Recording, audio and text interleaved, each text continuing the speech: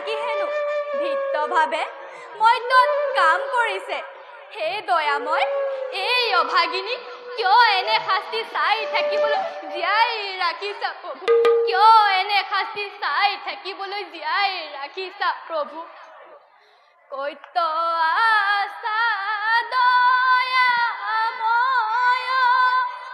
বিপদ বাৰণ উদ্ধাৰ কৰাহি প্ৰভু ভিত দেৱ গণ কলৈ গলা না তুমি কলৈ গলা এই দয়াময় এই অভাগিনী কিয় এনে শাস্তি চাই থাকিবলৈ জীয়াই ৰাখিছা প্ৰভু কিয় এনে শাস্তি চাই থাকিবলৈ জীয়াই ৰাখিছা প্ৰভু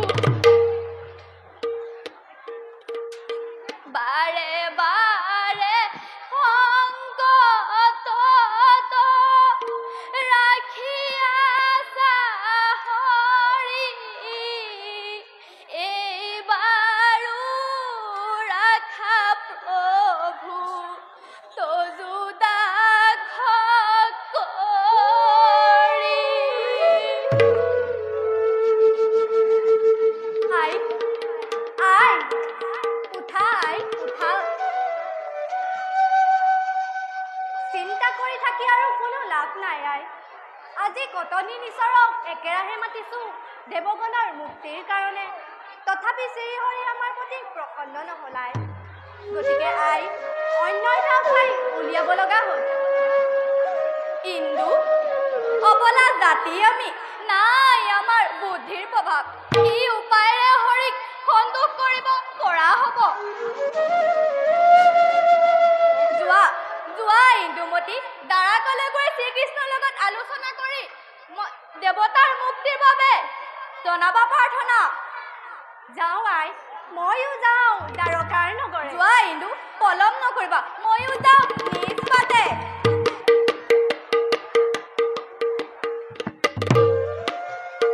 মই এটা কথা ভাবি ভাবি অস্থিৰ হৈ পৰিছো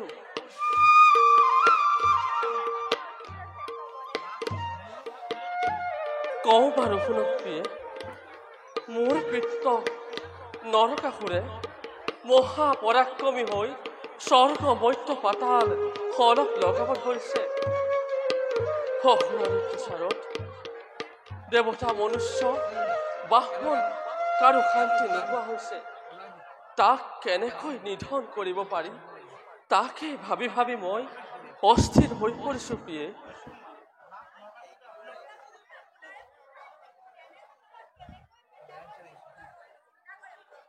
সেয়া ময়ো চিন্তা কৰিছো প্ৰিয়ে বিশেষত মোক দোষাৰোপ কৰিব লগা নাই শুনা প্ৰিয়ে এজন পুত্ৰই যদি হাজাৰজন ভক্তৰ অনিষ্ট কৰিব পাৰে তেন্তে তেনে পুত্ৰক নিধন কৰাই উচিত হ'ব প্ৰিয়ে দাসীৰ শতকোটি প্ৰণিপাত প্ৰভু কোন তুমি যৌৱনা বালিকা প্ৰভু পিতৃহীন অনাথ বালিকা মই দেৱতাৰ কন্যা দেৱকন্যা তুমি কোৱা বালিকা কিবা হেতু আহিলা আমাৰ সমীপে প্ৰভু মই ভিখাৰিনী আপোনাৰ কাষত আগে তোমাৰ সম্পূৰ্ণ পৰিচয় দিয়া ভিক্ষাৰিনীৰ নাম নাজানিলে ভিক্ষা দিম বুলি ক'ব নোৱাৰো বালিকা তেন্তে প্ৰভু ভিখাৰিনীক বিমুখ কৰিব কেতিয়াও ভবা নাছিলো যে সাগৰত পানীৰ অভাৱ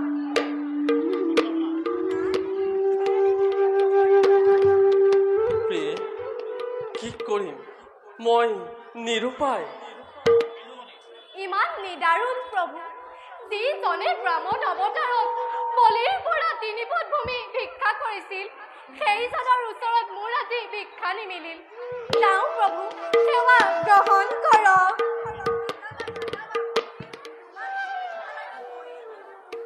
আই আপুনি মোক ভিক্ষা দিব পাৰিব জানো আই ভাবি চাবা প্ৰিয়ে ভূত ভৱিষ্যতৰ লাভ পিনে সদায় বিপদ আহে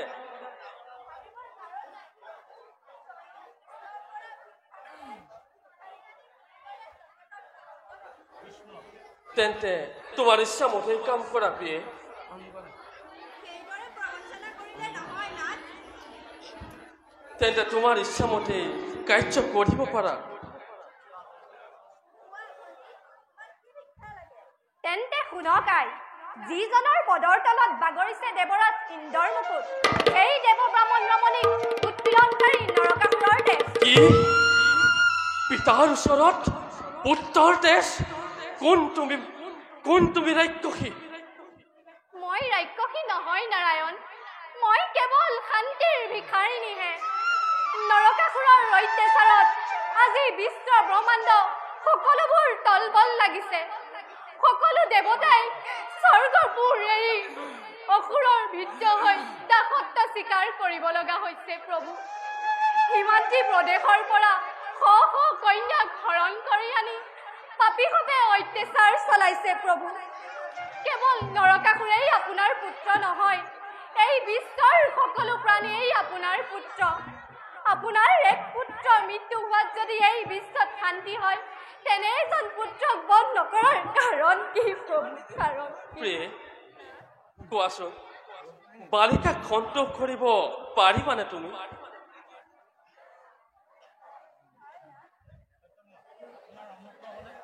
আপোনাৰ অনুগ্ৰহ হ'লে এই সামান্য শিক্ষা দিবলৈ কাম নহয় নাথ। এতিয়া মই একো ক'ব নোৱাৰো, মোক ভাবিবলৈ সময় দিয়া। এতিয়া আৰু ভাবিবৰ সময় নাই প্ৰভু। হয় দান দিয়ক, নহয় সমিধান দিয়ক। এতিয়া যোৱা বালিকা, আমি চিন্তি চাম বাৰু। যোৱাৰ আগতে কওঁ শুনক প্ৰভু, হয় নৰকাসুৰক বধ কৰক, নহয় নৰকাসুৰৰ মৃত্যুৰ নিৰ্মালি প্ৰদান কৰক। শুনা বালিকা,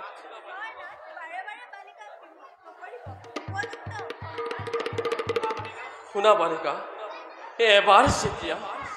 এবাৰ যেতিয়া দেৱতাক অমৃত পান কৰাই অমৰ কৰিছো, পুনৰবাৰ মৃত্যু নিৰ্মালি দিব নোৱাৰো বালিকা। গতিকে যোৱা বালিকা, মই নৰকাসুৰক বধ কৰি এই বিশ্বত শান্তি স্থাপন কৰিম। মই দাসীৰ শত অপৰাধ ক্ষমা কৰক আই। আজিৰ পৰা তুমি মোৰ আশ্ৰয় হ'লা। হয় আই। সেই পৰ্যন্ত তুমি মোৰ আশ্ৰিতা। আহা এতিয়া আমি অন্তঃপুৰলৈ যাওঁ। ব'লা আই।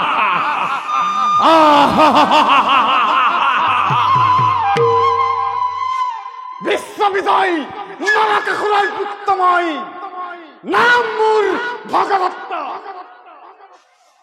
স্বৰ্গ মৰ্ত্য পাতাল আদি সকলো মোৰ অধীনত। মোৰ আদেশ মানি চলিবলৈ সকলোৱে বাধ্য। তথাপিও মোৰ মন চঞ্চল নহয় কিয়? মই যেন কোনোবা অৰাজক দেশত কাল অতিবাহিত কৰিছো, আৰু মোৰ যেন ইয়াত কোনো আপোনেই নাই। যিদিনা মাতৃয়ে ঈশ্বৰৰ তত্ত্ব কৰালে, সেইদিন ধৰি একনিষ্ঠভাৱে ঈশ্বৰক কৰিছো সাধন।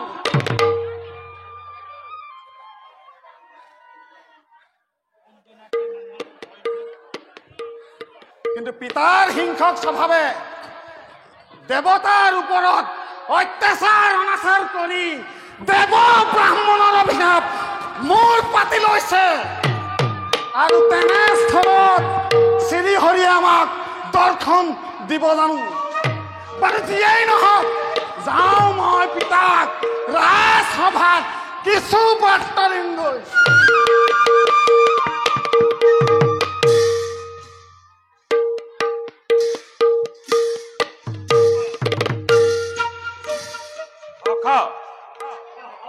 স্বৰ্গ মৰ্ত্য পাতালৰ মই এক সত্যি ৰজা। মোৰ আদেশতে সকলো প্ৰজাই চলিব লাগিছে। তাৰ উপৰিও হকা যোৱাকালি হিমাদ্ৰী দেশৰ পৰা 1600 কন্যা হৰণ কৰি বন্দী কৰি থৈছো। তাৰে আজি উপভোগৰ দিন হকা। দেৱজিৎ, তুমি অতি সোনকালে নাচ গান আৰু খোৱাৰ ব্যৱস্থা কৰা। দেৱজিৎ যোৱা। ভাল ভিতৰছ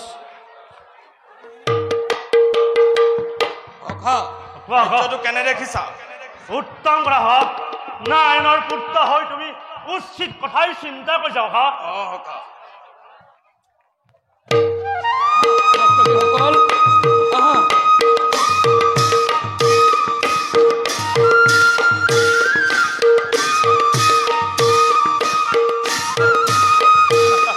অতি সুন্দৰ দেৱজিৎ। নাচা অতি সুন্দৰ।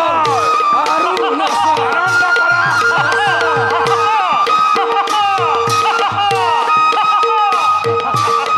যোৱা, যোৱা সখা। এই ভাগ্যৱান গ্ৰহণ কৰা। এনে আনন্দ উপভোগ স্বৰ্গ দেৱতা যোৱা দেৱজিৎ। প্ৰাণ কৰিবলৈ কোৱা নাচা আৰু নাচা নাচনীসকল আৰু নাচা অতি সুন্দৰ। সখা স্বৰ্গৰ দেৱতা আৰু গোলক নাৰায়ণেও এনে আনন্দ উপভোগ কৰিব পৰা নাই নহয়নে সখা? কেনে লাগিছে দত্তৰা অতি সুন্দৰ। অতি সুন্দৰ। দিয়া, দিয়া আৰু অলপ দিয়া। দিয়া আৰু দিয়া যোৱা সখা, যোৱা। যোৱা, সখা, যোৱা। আনন্দ কৰা। সেৱা তবু চৰণ কোন তুমি? সখা ৰাজকুমাৰ সখা কোন পুত্ৰ ভগদত্ত? এই সময়ত কিয় আহিলা ভগদত্ত এই ৰাজসভাত? পিতা তিলকৰ একচ্ছত্ৰী ৰজা হৈ সুৰা আৰু বেশ্যাৰ লাভ এয়ে নেকি ৰজাৰ কৰ্তব্য? ৰাজকুমাৰ ভগদত্ত মই তোক ৰাজসভাত পৰামৰ্শ দিবলৈ মতা নাই।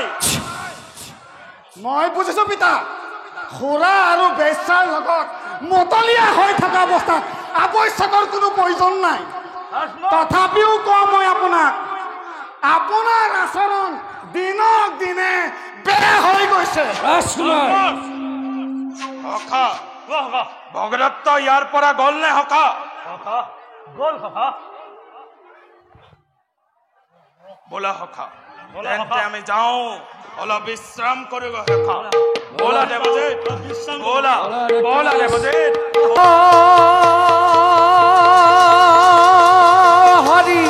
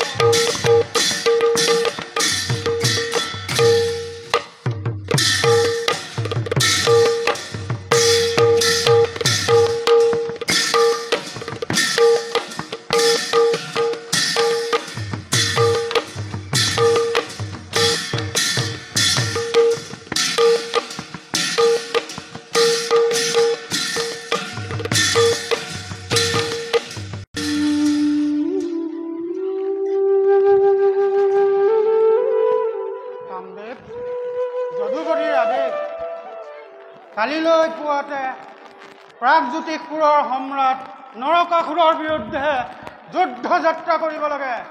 নৰকাসুৰৰ বিৰুদ্ধে কি কাৰণত সেনাপতি? নৰকাসুৰৰ অত্যাচাৰত স্বৰ্গ দেৱতা মনুষ্য ব্ৰাহ্মণ বিপ্ৰৰ শান্তি নাইকিয়া হৈছে। গতিকে নৰকাসুৰক বধ কৰি বিশ্বত শান্তি স্থাপন কৰিব লাগে। উত্তম সেনাপতি, কৰি শান্তি জগতত স্থাপন কৰিবলৈ যাদৱৰ যত্ন। গতিকে যাওঁ সাত্যকী সৈন্যবাহিনীলৈ যুদ্ধ যাত্ৰা কৰোঁগৈ। কিন্তু সাৱধান কামদেৱ, নিজ প্ৰাণ দি হলেও যদুপতিৰ প্ৰতিজ্ঞা ৰক্ষা কৰিব লাগিব। এই ৰণসজ্জাৰ কাৰ বিৰুদ্ধে সাত্যকী? প্ৰাগজ্যোতিষৰ সম্ৰাট নৰকাসুৰৰ বিৰুদ্ধে জয়। কোন সেই নৰকাসুৰ? বসুমতী পুত্ৰ নৰকাসুৰ। সি আজি স্বৰ্গ মৰ্ত্য পাতাল জয় কৰি বিশ্বত অশান্তি সৃষ্টি কৰিছে। ধন্য নৰকাসুৰৰ বাহুবল, তাক মই শতবাৰ ধন্যবাদ দিওঁ। সকলো ভাবি চাব জ্যেষ্ঠ পিতা, নৰকাসুৰৰ অত্যাচাৰত আজি দেৱতাৰ মুখত পানী নাই, দেউতাৰ যৌৱনত হাবিয়াস নাই, তপস্যাত অস্তিত্ব নাই। সেইকাৰণে কৈছোঁ, মহাশক্তি কেতিয়াও অৱজ্ঞা পাত্ৰ নহয়। নিন্দাহীন দেৱ সমাজ, কান্দক সকলো নৰ নাৰীয়ে, তপস্যা এৰি গৃহবাসী হওক। তাৰ লগে লগে নৰকাসুৰ তেজ দীপ্ত জগতত জ্বলি উঠক। দাদা দাদা মোৰ প্ৰণাম গ্ৰহণ কৰক দাদা। কৃষ্ণ, দাদা নৰ ৰক্তলৈ তোৰ ইমান হেঁপাহ কিয়? ভুল বুজিছা দাদা, মই কেতিয়াও নৰ ৰক্তলৈ লালায়িত নহয়। মই বিচাৰোঁ কেৱল শান্তি, তাৰ বিনিময়ত পাওঁ মাথো অশান্তি। সেয়া চোৱা দাদা, মাতুল কংস, শিশুপাল, জৰাসন্ধ আদি কিদৰে শান্তি পথত উদয় হৈ অস্ত গৈছে। নৰকাসুৰ এদিন পতন হ'ব দাদা। বুজিছোঁ কৃষ্ণ, কুট চাতুৰিয়ে তোৰ শৰীৰৰ পৰিপূৰ্ণ। যিদৰে তই নিজে দুৰ্বলী, দাদা সেইদৰে শক্তি কন্তক ধ্বংস কৰি তই মাত্ৰ দুৰ্বলীৰ লগত মৃত্যতা। দাদা মোৰ গাত আৰু দুখ নাই দাদা, মোক ভুল নবুজিবা। তই দুখ লগাবি আৰু অন্যজন হ'ব দুখী। সেয়েহে তোক কপটীয়া কৃষ্ণ বুলি কয় নহয় জানো? ভাবি চাবা দাদা, নৰকাসুৰে দেৱতা মণ্ডলীক যি কঠোৰ শাস্তি প্ৰদান কৰিছে, হিমাদ্ৰী প্ৰদেশৰ পৰা 1600 কন্যা হৰণ কৰি আনি যি পাশবিক অত্যাচাৰ চলাইছে, সিমানোতো মই নীৰৱে সহ্য কৰিব নোৱাৰো দাদা। উচিত কথা ভাই, তই ত্ৰিভুৱনৰ মহাশক্তিলৈ যুদ্ধ যাত্ৰা কৰ। দাদা ময়ো এই কাণত নাঙল লৈ নৰকাসুৰক সহায় কৰিবলৈ ওলালো। দেখা যাব কাৰ সাধ্য আছে সেই নৰকাসুৰক বধ কৰে। দাদা প্ৰয়োজন নাই ৰাম, নৰকাসুৰে তোমাৰ নিচিনা সামান্য যাদৱ নেতাৰ ওচৰত সহায় গ্ৰহণ নকৰে। পাৰে যদি বিদ্ধ শক্তিৰে বিশ্ব ব্ৰহ্মাণ্ডক সন্মিলি কৰি মহাশক্তিক ভৰিৰে মোহাৰি পেলাব। যদি নোৱাৰে ভাগ্যত যি লিখা আছে সেয়ে হ'ব। তথাপিও তোমালোকৰ নিচিনা যাদৱ নেতাৰ ওচৰত তাৰ উচ্চশীৰ অৱনত হ'ব নিদিওঁ। ওলোৱা দুয়ো ৰামকৃষ্ণ নৰকাসুৰৰ বিৰুদ্ধে। লাগে যদি ময়ো বাট দেখুৱাই লৈহে যাম। দেখিলানে দাদা, দাম্ভিক নৰকাসুৰৰ মাতৃৰ কিমান অহংকাৰ। সিমানতো তুমি নিমাতে সহ্য কৰাটো উচিত নে দাদা? মোৰ পৰাজয় কৃষ্ণ, তোৰ ইচ্ছামতে কাম কৰ। মোক সামান্য তৃণসম জ্ঞান কৰি যি বসুমতীয়ে অহংকাৰ বাণী শুনাই গ'ল, চাওঁ বাৰু বসুমতী পুত্ৰক কোনে উদ্ধাৰ কৰে। সাত্যকী, বলা এতিয়া আমি যুদ্ধৰ বাবে সাজু হৈ আহিমগৈ। ভাল আজ্ঞা।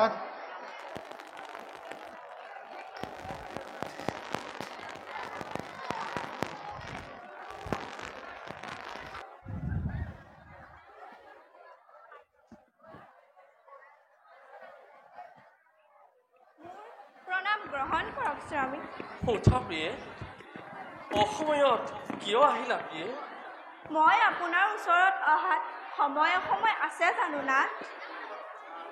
বাৰু তোমাৰ উদ্দেশ্য কোৱাচোন। আপুনি কেনেকৈ নৰকাসুৰক বধ কৰে আৰু আপোনাৰ প্ৰিয় ভাইজাক ৰুক্মিণীক চাই আহিল। প্ৰকৃততে তোমাৰ উদ্দেশ্য সেইটো নহয় প্ৰিয়ে। মই নৰকাসুৰক বধ কৰি তোমালৈ পাৰিজাত ফুল নানিম সেইটো অবিশ্বাস নহয়নে?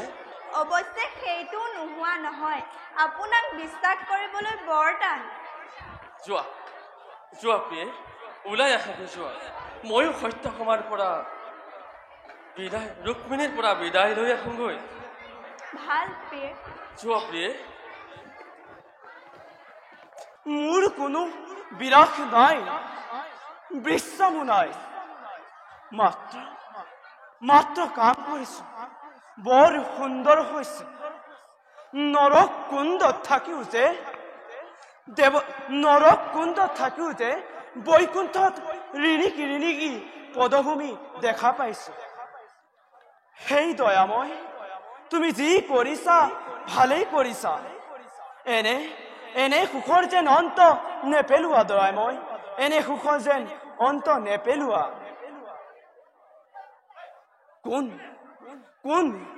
কোনে মোক গুৰুদেৱ বুলি মাতিছে?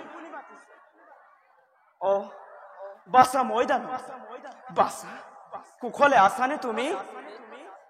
বাৰু বাছা, তুমি ইয়ালৈ কিয় আহিলা বাছা? নৰকাসুৰে দেখিলে তোমাক বন্দী কৰিব। তুমি যোৱাগৈ বাছা, তুমি যোৱাগৈ।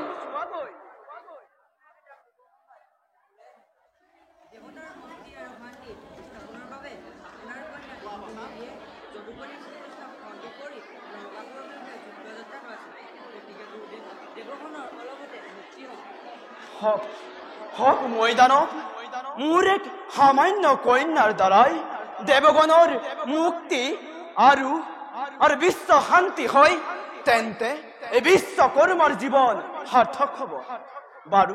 বাৰু কোৱাচোন মৈদানক, যদুপতিয়ে নৰকাসুৰৰ বিৰুদ্ধে যুদ্ধ যাত্ৰা কৰিছেনে বাৰু?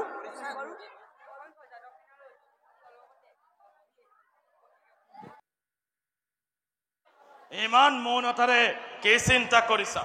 নিশ্চয় নৰকাসুৰৰ মৃত্যুৰ বাবে, নহয় জানো?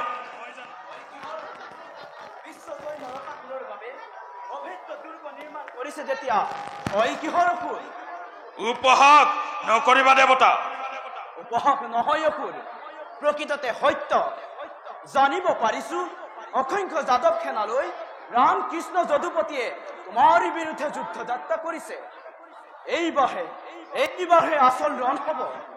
জয় হলে যথেষ্ট সন্মান আছে, পৰাজয় হলে নাই লাজ তাত বৈকুণ্ঠত আছে। তোমাৰ কাম আৰু কিমান বাকী আছে বিশ্বকৰ্মা?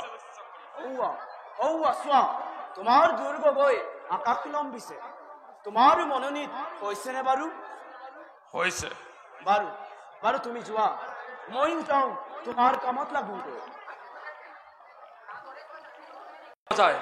দুৰ্দান্ত নৰকক বধ কৰি বিশ্বত শান্তি স্থাপন কৰিব লাগিব। আহা সত্যসমা, তুমি হ'ব লাগে আজি আমাৰ ৰথৰ সাৰথী।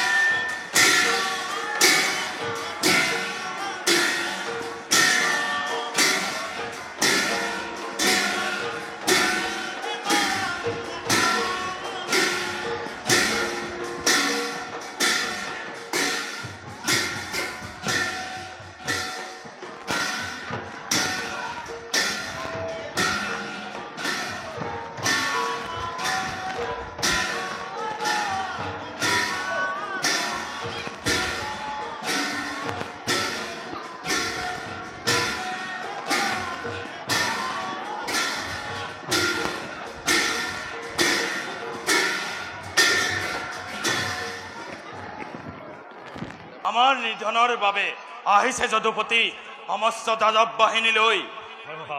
তাৰ বাবে দায়িত্ব কি লোৱা হ'ব?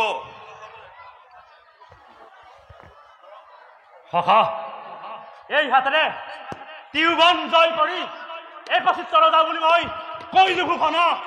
এই বিশ্ব ব্ৰহ্মাণ্ডত তেনেস্থলত সামান্য যাদৱৰ কাৰণে চিন্তা নাই প্ৰয়োজন সভা। এটি কৈ বিনাশীন যাদৱৰ প্ৰাণ সভা। অতি সুন্দৰ।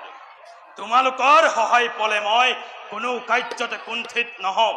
গতিকে শুনা দেৱজিৎ, তুমি অতি সোনকালে ভগদত্তক মাতি আনা, তাক যুদ্ধৰ দায়িত্ব দিয়া।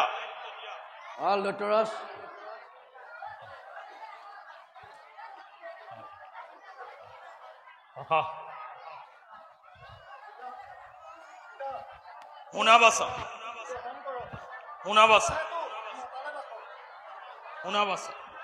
আহিছে যদুপতি সমস্ত যাদৱ বাহিনীলৈ আমাৰ সমীপে। গতিকে যুদ্ধৰ বাবে আমি আয়োজিত হ'ব লাগে। কি যুদ্ধৰ বাবে শ্ৰীকৃষ্ণ আহিছে? অসম্ভৱ, অসম্ভৱ পিতা, জয় লাভ আমাৰ।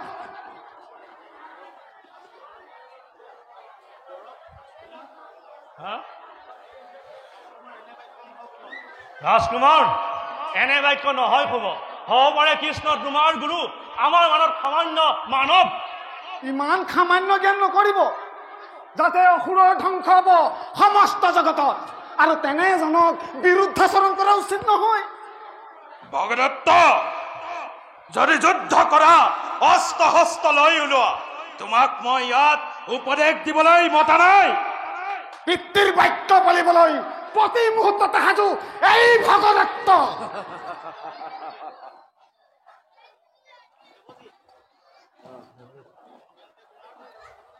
তেন্তে কুমাৰ, অস্ত্ৰ শস্ত্ৰ লৈ সকলো ৰণভূমিলৈ যাব লাগে। বলা সেনাপতি, বলা ৰৈ ৰাজকুমাৰ। থকাৰ কোনো প্ৰয়োজন নাই।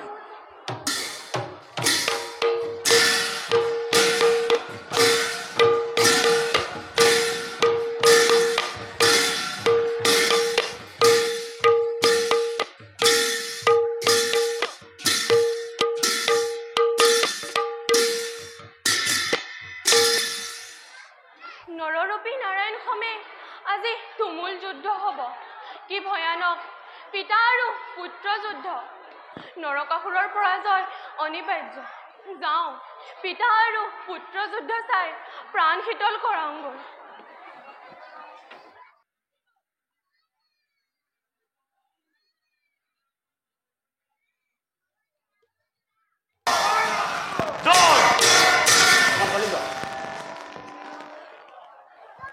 যদুপতি, কি দুখত দুখী আজি এই সমগ্ৰ অসুৰ সমাজ। অধম অসুৰ, অহংকাৰৰ মত্ত হৈ কাকো নগনা হলি। আজি তহঁতক শান্তি স্থাপন কৰিম ধৰা।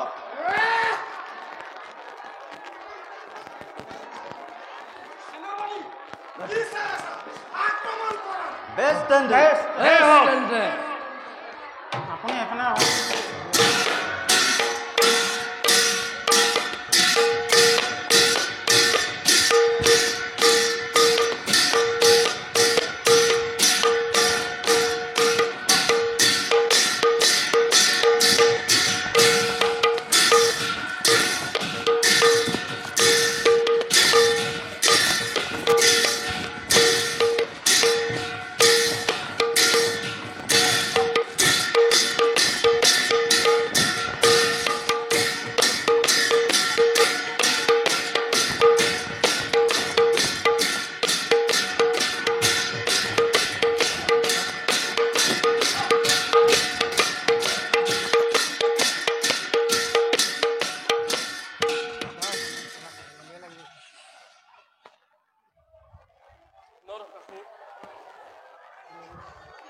যদুপতি, অকাৰতে কিয় মৃত্যু ল'বলৈ আহিলি?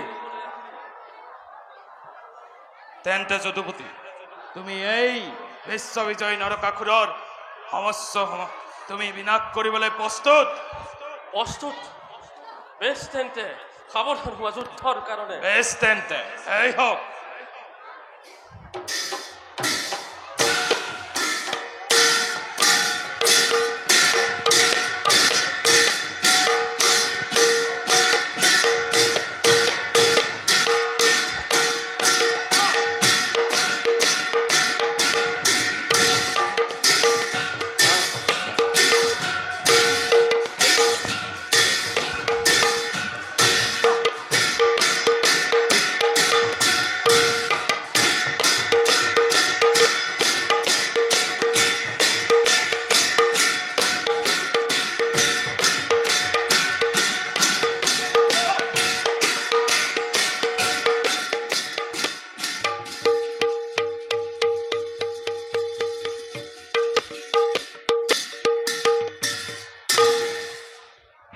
সাৱধান দৈত্য, সাৱধান।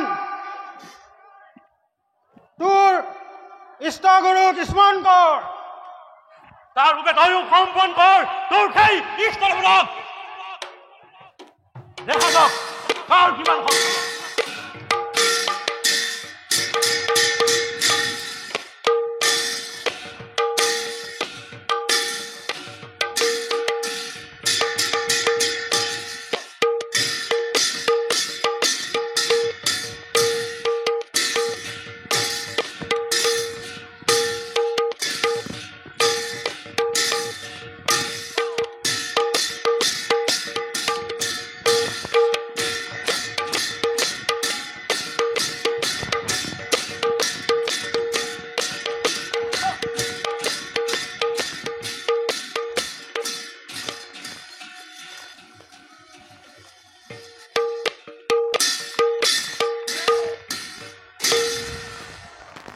অধমসুৰ অহংকাৰত মুক্ত হৈ বিশ্বত কৰিছে বৰা। তাৰ প্ৰতিশোধ আজি যাদৱবাহিনীয়ে সাজুৱ মৃত্যুৰ কাৰণে। কিয় বিজয় বুলি বীৰ নাম লভিছ তই? আজি এই অস্ত্ৰৰে তোৰ নৱ নিষ্ঠাৰ মাত্ৰ তই পলাই নাযাবি। বেছ তেন্তে বেছ তেন্তে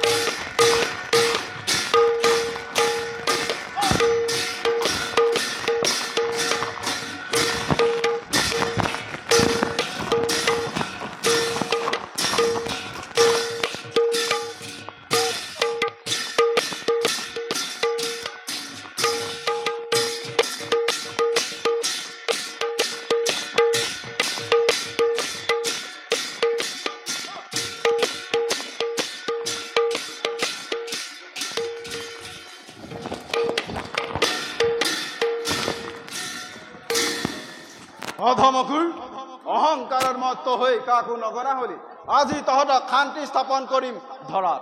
যাদৱ, এই দেশ মহাকাল পান কৰিলো পহাৰ, পাৰ যদি ব্যৰ্থ কৰ তোৰ নিজৰ জীৱন। বেছ তেন্তে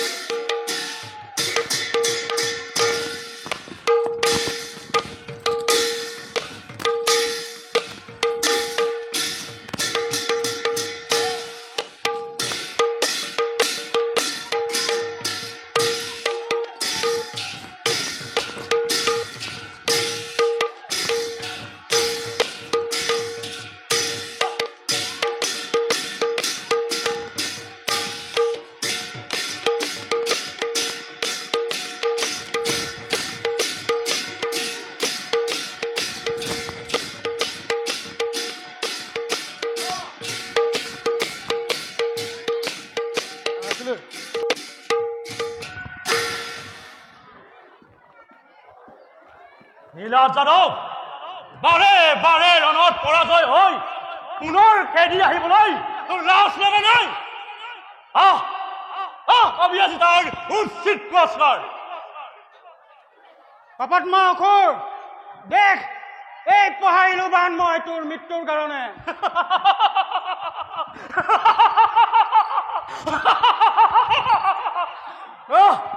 কৃষ্ণৰ সাৰথি হৈ তোৰ ইমান সাহস? এই শুনে সামান্য মানে মোক নবনে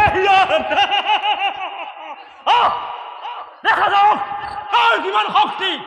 বেছ তেন্তে সেই হওক।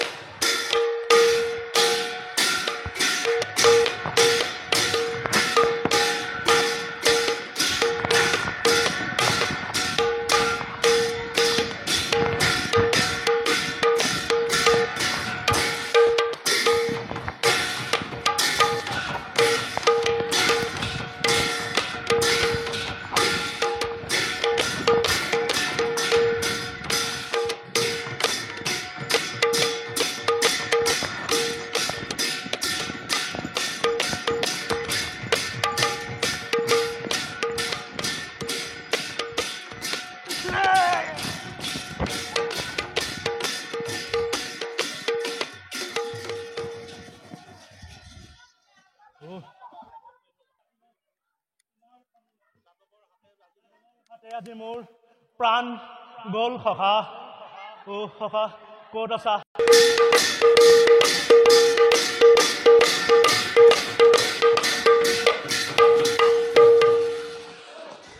ধুৰন্ত ৰঘুকুমাৰ সামান্য নিগনি হৈ সিংহৰ কমে যুদ্ধ কৰিবলৈ আহিছে যদি তোৰ প্ৰাণলৈ মমতা আছে তেন্তে ৰণ এৰি গুচি যা নিজ গৃহলে যাদৱ নায়ক তৰ্ক যুদ্ধ নাই প্ৰয়োজন সাৱধানে যুদ্ধ কৰি দেখো তোৰ বলৰ বিক্ৰম বেছ তেন্তে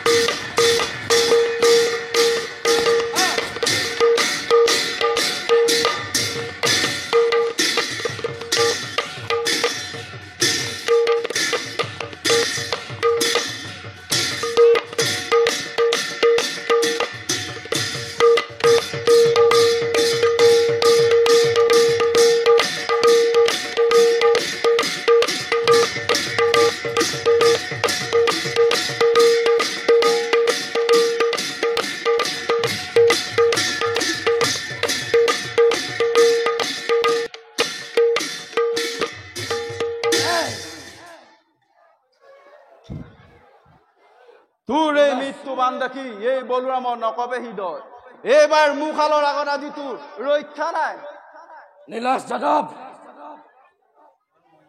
বালকক পৰাস্ত কৰি তই ভাবিছ নেকি ৰণত জয় হলো বুলি মাত্ৰ তই সাজু হ মৃত্যুৰ বাবে মিলিল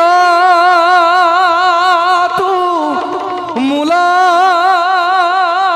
যুদ্ধ অতি ভয় কৰ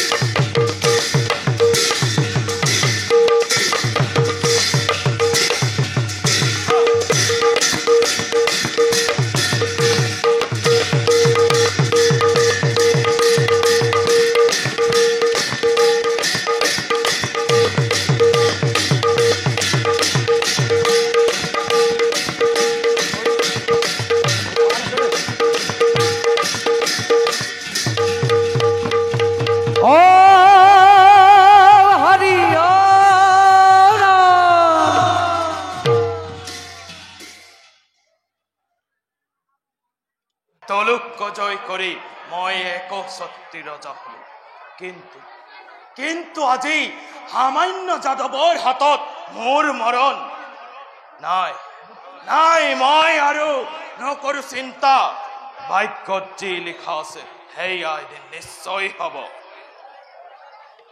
নৰকাসুৰ নৰক বীৰ আৰু দেৱজিৎ যাদৱৰ লগতে কৰিলে মৃত্যুবৰণ নৰকাসুৰ যাদৱৰ লগত ইটো কৰিলে মৃত্যুবৰণ কি শুনিলো সামান্য যাদৱৰ হাতত দেৱজিৎ আৰু সকামৰ ৰণত পৰিল নাই নাই আৰু মই নকৰো চিন্তা যোৱা মোৰ প্ৰাণ সখা যোৱা দেৱজিৎ ময়ো গৈ আছো তোমালোকৰ পাছে পাছে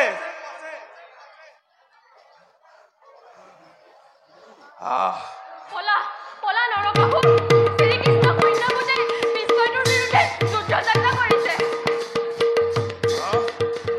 সামান্য যাদৱৰ ভয়ত এই নৰকাসুৰ পলাব নোৱাৰে এই কেতিয়াও সম্ভৱ নহয় মাত্ৰে বিশ্বব্ৰহ্মাণ্ড সহিলেও মই কেতিয়াও পলাব নোখোজো মাত্ৰে কি তই মোৰ কথা নামান কাৰ আদেশত তই হিমাদ্ৰী প্ৰদেশৰ পৰা ১৬০০ কন্যা হৰণ কৰিছিলি তাৰ অপৰাধত তই আজি নিজেই মৰণ চপাই লৈছ গতিকে বিশ্বকৰ্মাৰ দ্বাৰা নিৰ্মাণ কৰা অভেদ দুৰ্গত আশ্ৰয় লৈ গৈ মই এতিয়া আহিলোহে মাত্ৰে কি কৰো মই এফালে মাতৃৰ বাক্যতাবদ্ধ এফালে পলালেও মোক এই জগতে হাঁহিব আজি মাতৃৰ বাক্য হিৰুগত কৰি মই এই দুৰ্গৰ ভিতৰত প্ৰৱেশ কৰোঁ।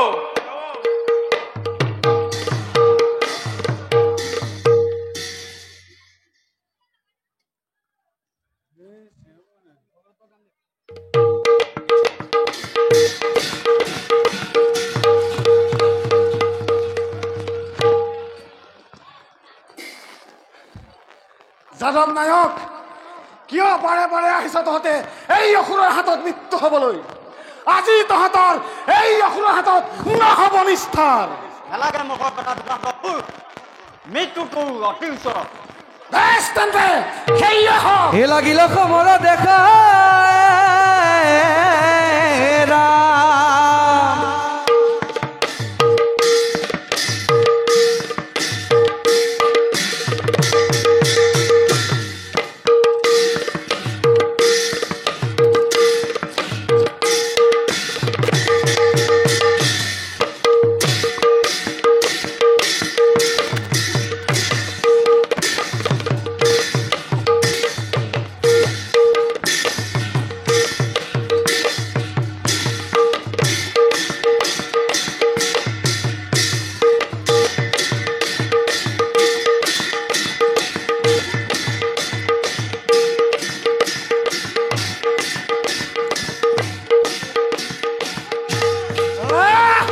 সামান্যজনক পৰাস্ত কৰি ভাবিছ নেকি ৰঞ্জয় হলো বুলি?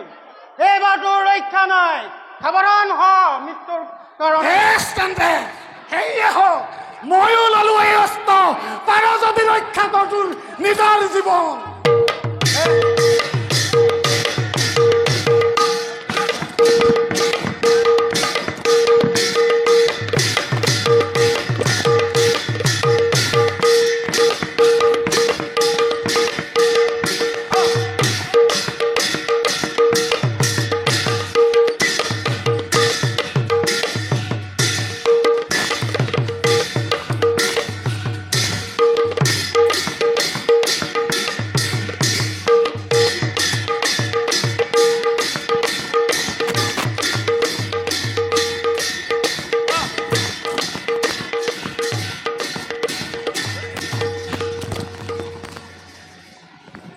অসুৰ বালক, সামান্যজনক পৰাজয় কৰি আনন্দ কৰিছ মনত।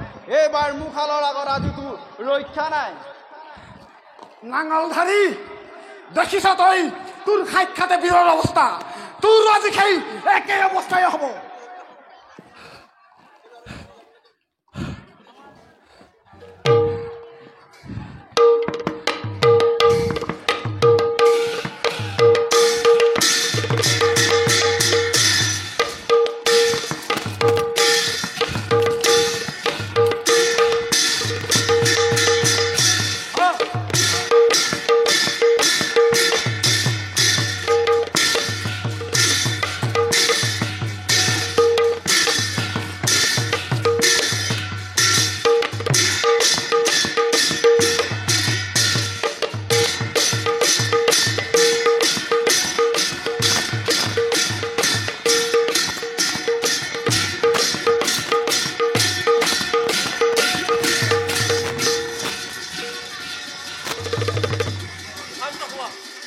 শান্ত হোৱা দাদা, কুমাৰক বধ নকৰিবা।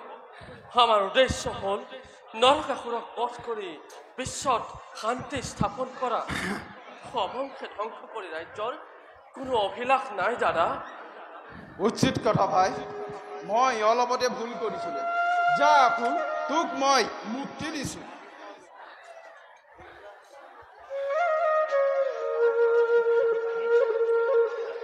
ত্ৰাহি ত্ৰাহি নাৰায়ণ দেৱ জনাৰ্দন, তোমাৰ চৰণে মই পঢ়িলো শৰণ। আপোনালোক দুয়োকে মোৰ দৰ্শন পায় মোৰ মনৰ কামনা পূৰণ হ'ল প্ৰভু। উঠা কুমাৰ, তোমাৰ পিতৃ বিশ্বত অশেষ ধূমকেতু হৈ উদয় হৈছে, গতিকে তেওঁক বধ কৰি ৰাজ্যৰ দায়িত্ব তোমাৰ ওপৰত দিয়া হ'ব কুমাৰ। গতিকে এতিয়া যোৱা কুমাৰ। ভাল প্ৰভু, মই আহিলোহে। যোৱা কুমাৰ। তেন্তে এতিয়া আমি দুৰ্গ সমীপে গমন কৰোঁ। দাদা, বিশ্বকৰ্মাৰ দ্বাৰা নিৰ্মিত দুৰ্গ ভাঙিবলৈ জটিল। গতিকে আপুনি কামদেৱ, সাত্যকী আৰু যদুবীৰগণৰ লগত দুৰ্গ দুৱাৰ মুখত নানা তিৰস্কাৰ কৰিব। আৰু তেতিয়া সেই দাম্ভিক নৰকাসুৰে তিৰস্কাৰ সহ্য কৰিব নোৱাৰি বাহিৰলৈ ওলাই আহিব। আৰু সেই সুযোগতে মই সুদৰ্শন প্ৰহাৰ কৰি নিধন কৰিম। বলা তেন্তে আমি দুৰ্গ সমীপে গমন কৰোঁ।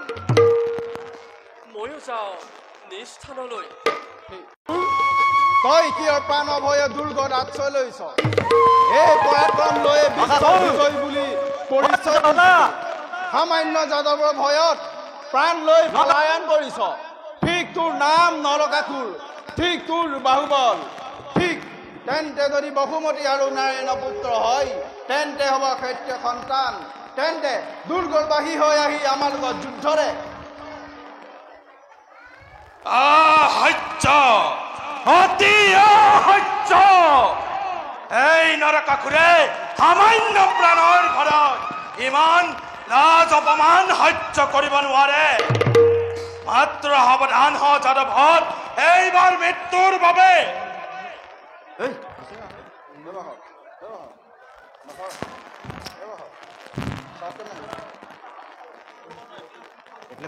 এতিয়াও তোক কৈছো নীলাজ, যদি তোৰ প্ৰাণলৈ মমতা আছে তেন্তে ৰণ এৰি গুচি যা। মুখৰ কথা নালাগে ৰাম, মাত্ৰ সাৱধান হ মৃত্যুৰ বাবে।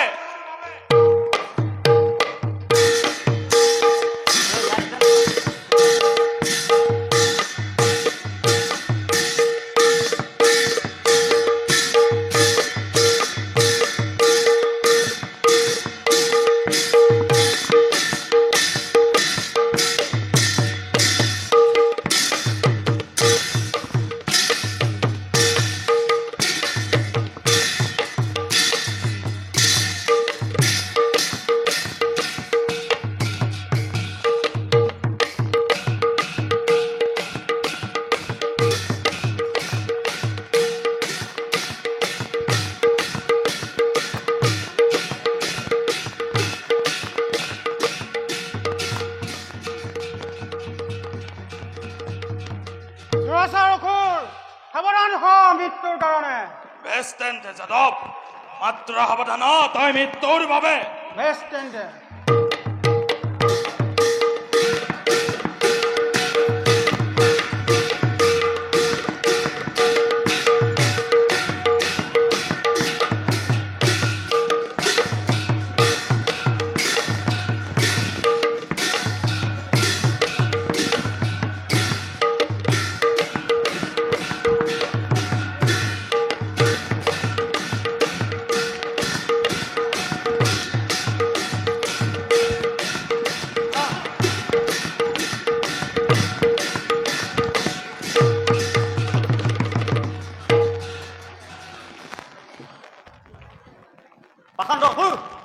সাৱধান হ মৃত্যুৰ কাৰণে।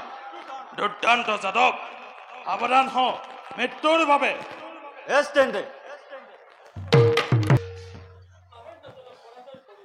ভাবিছা নেকি ৰণজয় হল বুলি? এইবাৰ টুৰিষ্ট গুৰুক কৰ স্মৰণ। যদুপতি, সামান্য জৰাসন্ধৰ ভয়ত সাগৰৰ মাজত বাস কৰিছিলি, তেনে এজনৰ মুখত অহংকাৰ বাণী শোভা নিদিয়ে। মাত্ৰ সাৱধান হ মৃত্যুৰ বাবে। বেছ,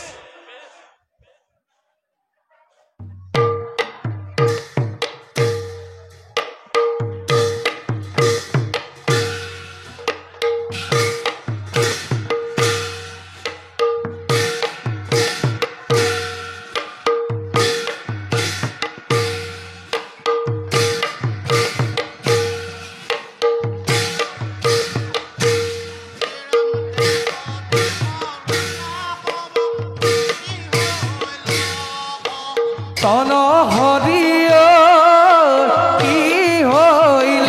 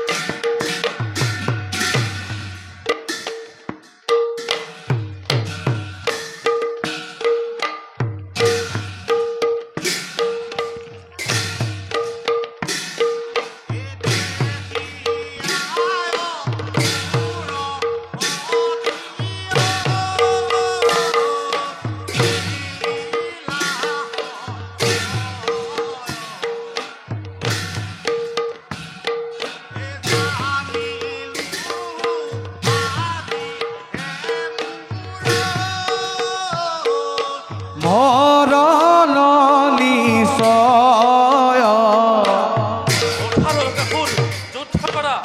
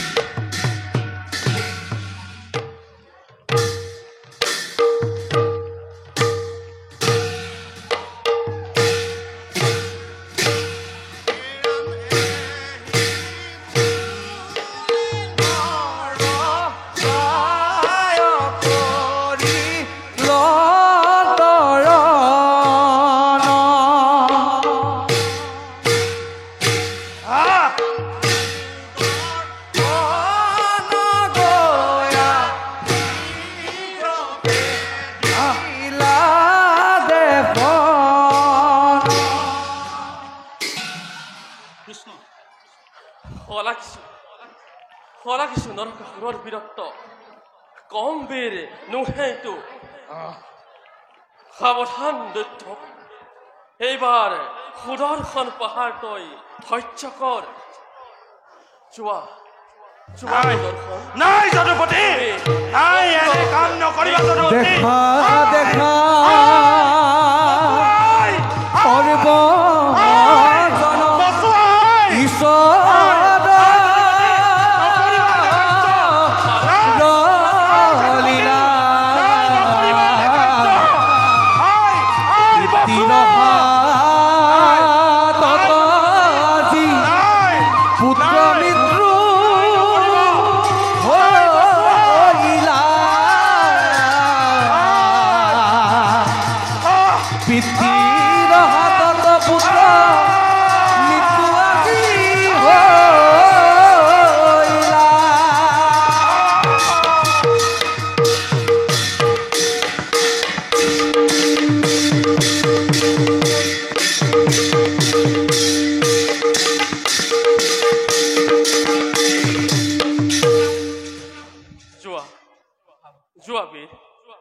তোমাৰ বাবে বৈকুণ্ঠৰ দুৱাৰ মুকলি হৈ আছে তুমি তোমাৰ আসন গ্ৰহণ কৰাগৈ যোৱা